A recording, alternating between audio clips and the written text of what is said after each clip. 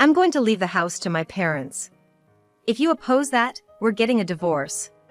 What in the world is this guy talking about? While I am drowning in sorrow after losing my mother, Dan comes up to me with a smirk on his face and drops this bomb. And then, I realize that I've lost all affection for him. Instead, a surge of anger towards Dan and my in-laws started to well up inside me. Fine, but you're gonna regret it. Shut up, idiot. He hands me the filled-out divorce papers with a stupid grin on his face, not taking my words seriously at all. If that's the way he wants it, I'm more than ready to show him just how serious I am. I won't let him get away with underestimating me like this. Grinning maliciously, I take the divorce papers and leave the house. Where to? My uncle's place. The next day, accompanied by my uncle, I made my way to the mansion now occupied by my in-laws' family. Where were you yesterday? You can't just up and leave when you're the housekeeper. Housekeeper? Who are you talking about? Who else but you, the wife? I already got a divorce, though. Dan is stunned into silence by my words. At this point, my uncle steps forward. There's something I need to discuss with you as a lawyer in light of recent events.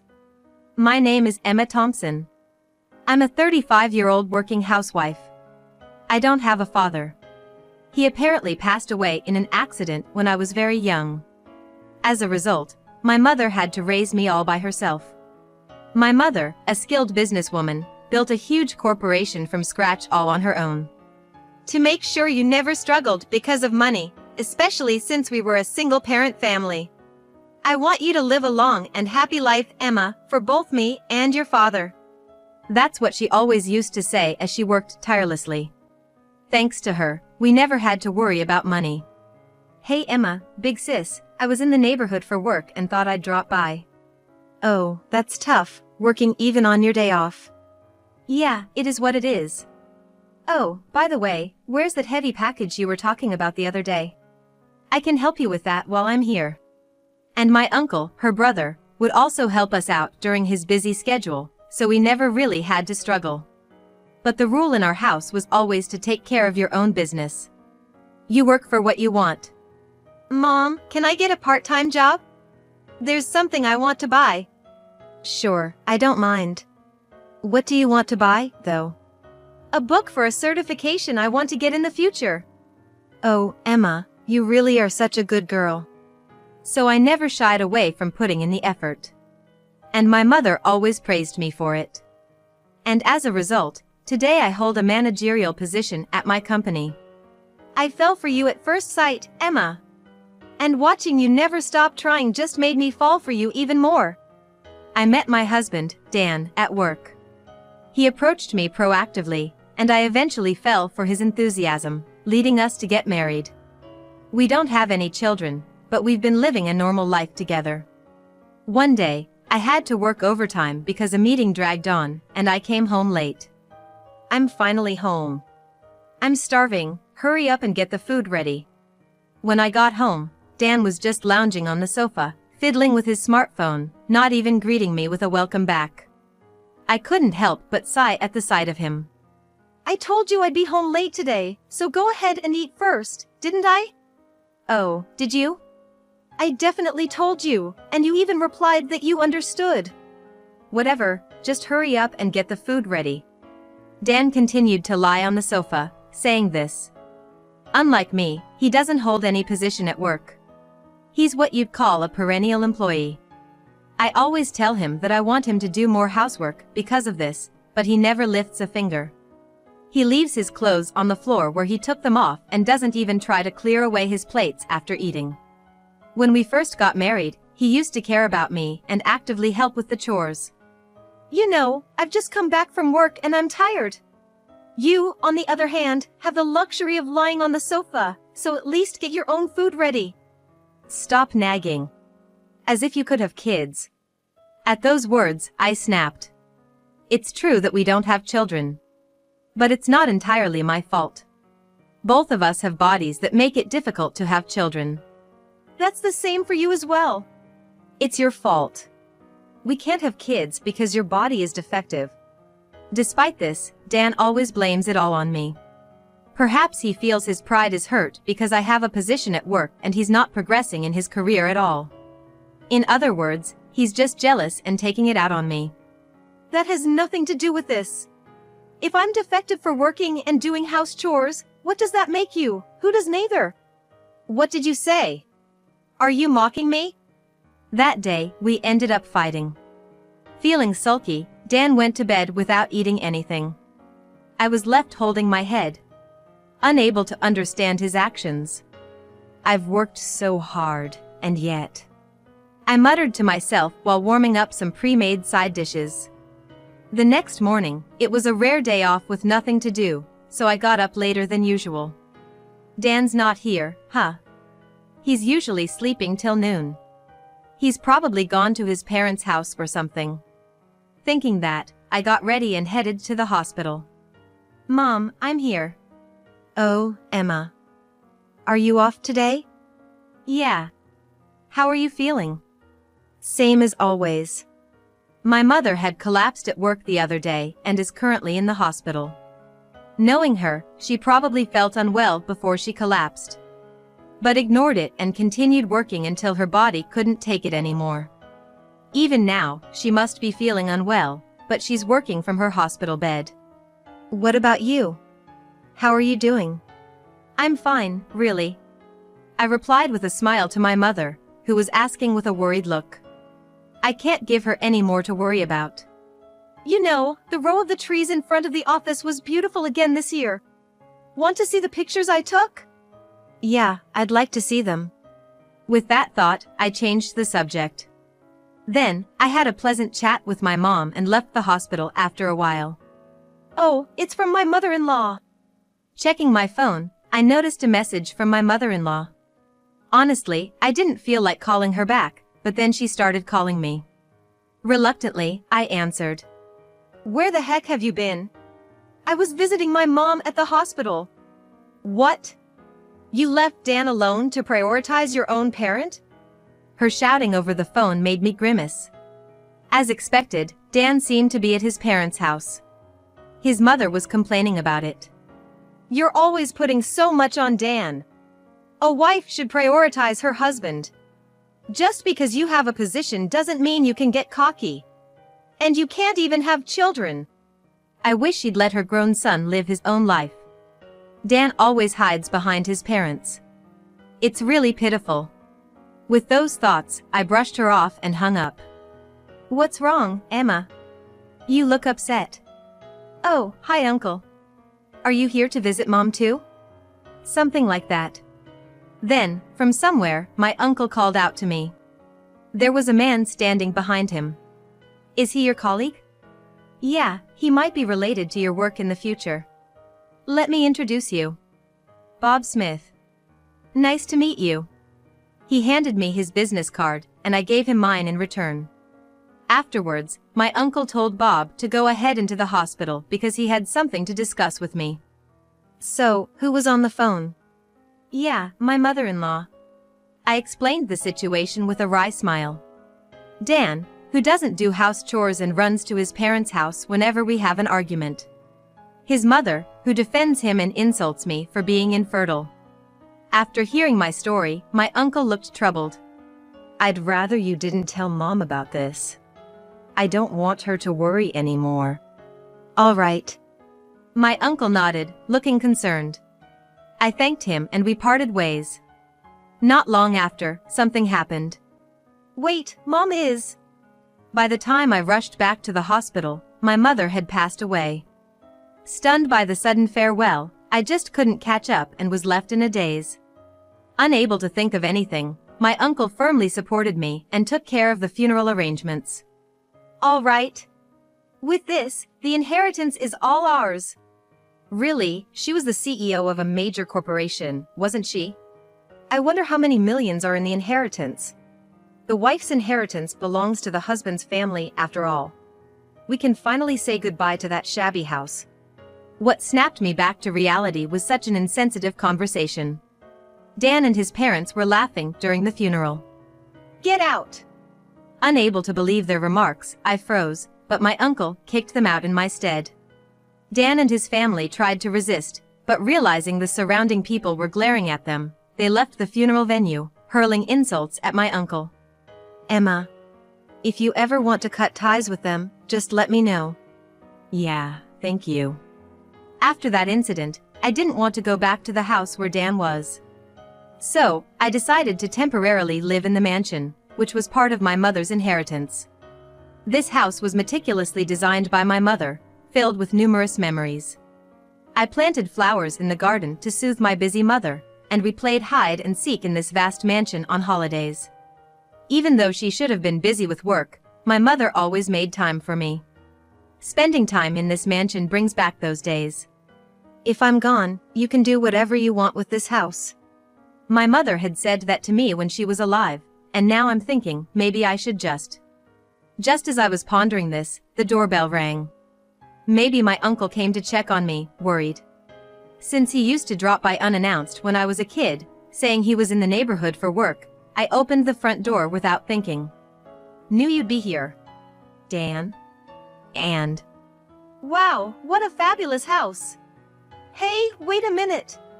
There stood Dan and his parents.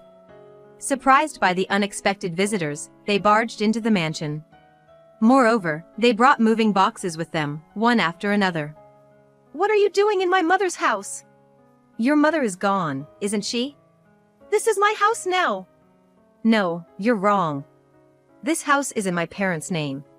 My mind went blank at those words. My parents? But it's my mother's inheritance, why would it belong to Dan's parents? Got a legal assistant friend to change the ownership for us. What? How dare you do such a thing without asking? Shut it. A wife's belongings belong to the husband's family. But hey, relax. We'll keep you as our maid. Saying that, Dan grinned. The house will be given to my parents. If you oppose this, we're getting a divorce. What on earth is he talking about? Dan, speaking with a smile while I'm drowning in sorrow from losing my only mother. At that moment, I realized my love for him had vanished. In its place, anger towards Dan and his parents welled up inside me. Fine, but you'll regret it. Shut up, you idiot. Not taking my words seriously, he handed me a pre-filled divorce form, smirking.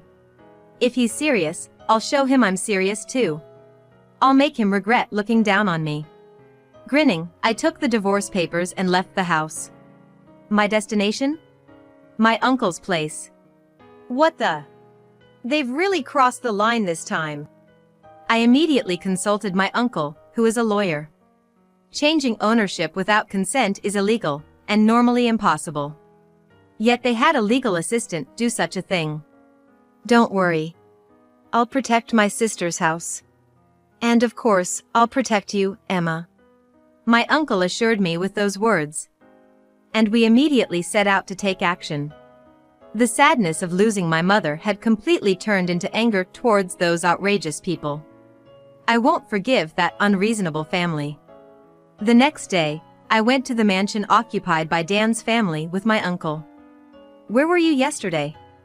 A maid can't just leave on her own accord. Maid? Who are you talking about? Who else? You, the wife. We're divorced, though? Dan froze at my words. Taking that as a cue, my uncle began to speak. I have something to discuss as a lawyer regarding this matter. He looked at Dan coldly. By the way, I immediately filled out my part of the divorce papers handed to me yesterday and submitted them. Including that, as I reported, Dan seemed to be in a daze, probably not understanding the situation. He probably doesn't get what's happening here. Hey, what's all this ruckus?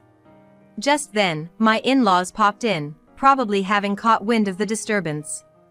That's when my uncle stepped in and clarified that I am the rightful owner of this house, stating firmly that any unauthorized changes to the ownership would be downright illegal. What are you talking about? We've got a legal clerk handling all the necessary paperwork. And just who might that be? You do realize this is a clear-cut case of forgery, right? Leaving my in-laws to my uncle, I turned my full attention to Dan, who was glaring at me, realization dawning in his eyes. Don't you dare pull any unilateral moves. Oh really? And who was it that decided to go off and do things on their own first? I haven't done anything illegal, at least. Dan was left speechless by my retort. It's almost laughable how easily he was silenced. I guess that explains why he's never made it far in life. You're infertile, and yet. You always bring that up so quickly, but to be quite frank, you're not in a position to talk. Yes, I do have difficulties getting pregnant. However, there is still a chance for me if I seek treatment. Dan, on the other hand, has been told outright that having children is out of the question for him, even with medical intervention. I might still have a shot at having kids. You, however, are completely out of luck when it comes to holding your own child. That's just... I'll never forgive you for belittling the cherished memories I have with my mother. Dan bowed his head in defeat. And it seemed like my uncle had successfully shut my in-laws up. Pack your things and leave here immediately. And be prepared for what's coming next. Under our icy glares, their faces turned pale. They will regret trashing the house filled with memories of my mother and me, a house they dared enter with their shoes on. My sister had realized that you were going through a hard time. It turns out my mother had noticed something was amiss and had asked my uncle to look out for me, anticipating that I wouldn't want to burden her with my troubles. She knew I'd keep quiet, not wanting to cause her any stress. So she asked you to help me in her stead. That's what I heard from my uncle. Further investigation revealed that Dan and his family had been bragging about their plans to swindle my inheritance the moment my mother passed away. To prevent this, my mother had drawn up a will, entrusting everything to me. She had left the will with Bob, a friend introduced by my uncle. Right here, it states that all of her estate is to be left to her daughter, Emma. And she made it clear that she can do as she pleases with this mansion. It was clearly written in the will that had been entrusted to Bob. Dan's face turned ashen as he heard this, and he started to cling to me desperately. Please, Emma, I'm begging you. I've already sold our house, and my parents' house is gone too. What? Why on earth would you do something like that without thinking it through? It came out that Dan had racked up a significant amount of debt behind my back. And all of it was from spending lavishly at nightclubs. He had taken advantage of my busy schedule to frequent these clubs, throwing money at the hostesses night after night. To pay off his debts, he had sold off both our house and his parents' house. Well, that's your problem, not mine. Emma, but you're my wife, aren't you? I was your wife. Now, you've got two choices. Either face the consequences of forgery or buy back the mansion for $3 million. There's no way I can. Selling the houses had just barely allowed Dan to settle his debts. There was no way he could come up with $3 million. His parents were in the same boat. Watching him squirm, I decided to file a police report. And as I kicked the in-laws out and took stock of the mansion, I noticed several things missing. Some of my keepsakes are gone. What's the meaning of this? That wasn't me. My mom said she wanted to sell the stuff she didn't like. So, it turned out my in-laws had taken the liberty of selling things themselves.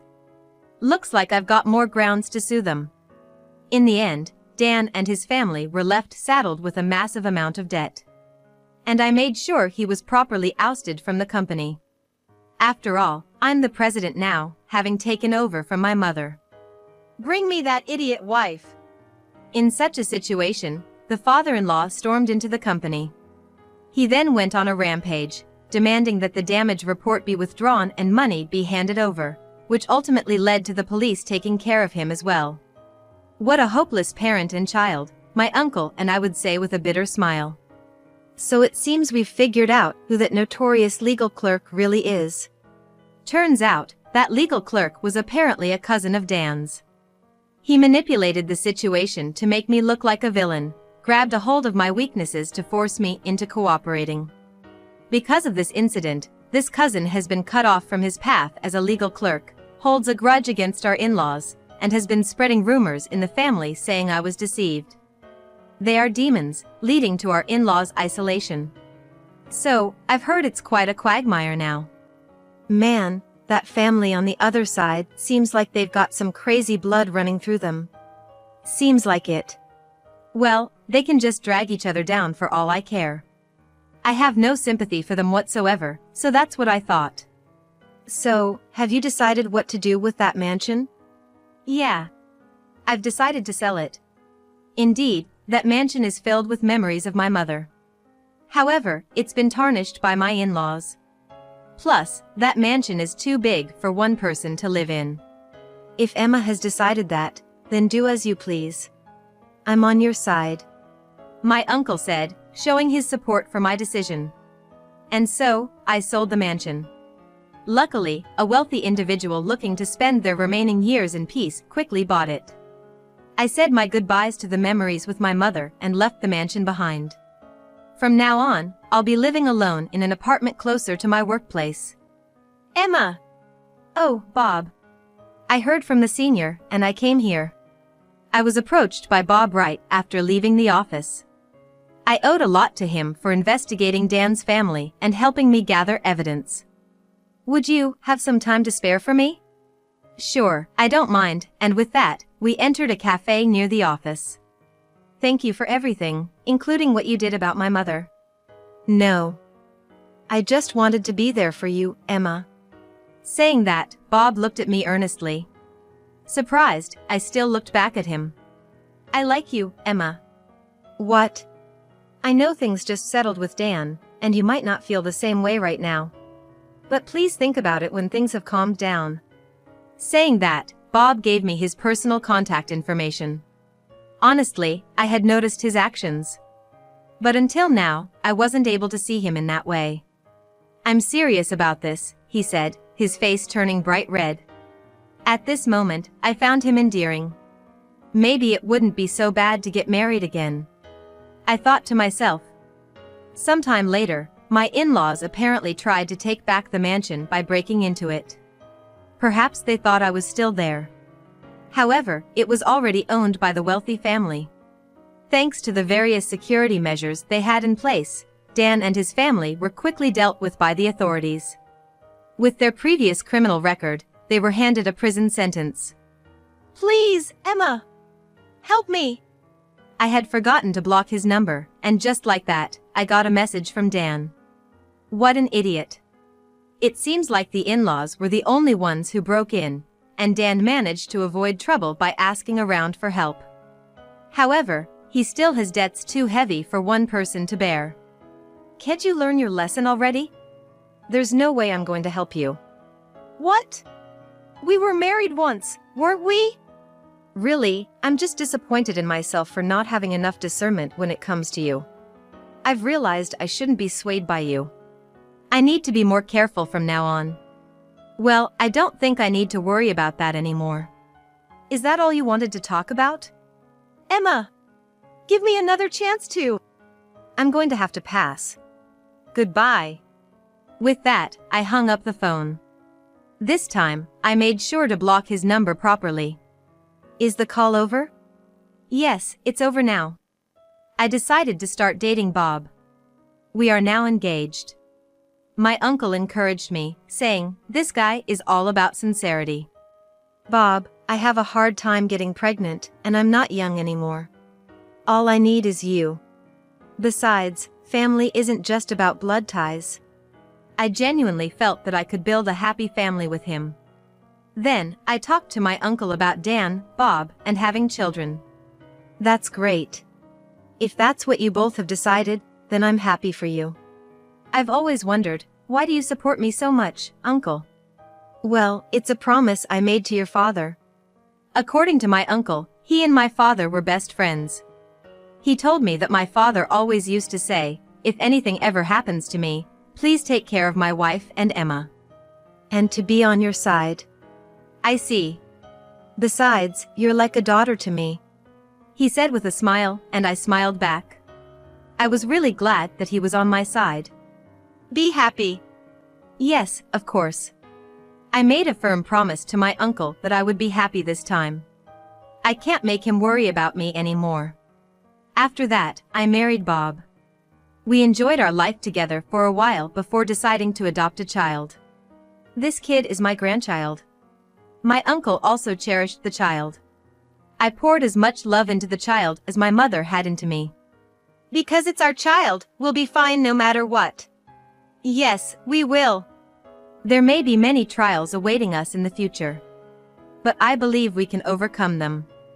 I decided to teach the lessons my mother taught me to my child, to be an ally like my uncle, and to convey honest feelings like Bob. That was my vow.